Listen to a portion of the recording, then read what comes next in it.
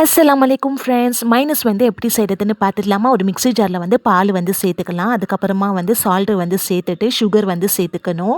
Refined oil சேர்த்துட்டு மூடி போட்டுட்டு நல்லா வந்து இதை வந்து கிரைண்ட் பண்ணிக்கலாம்.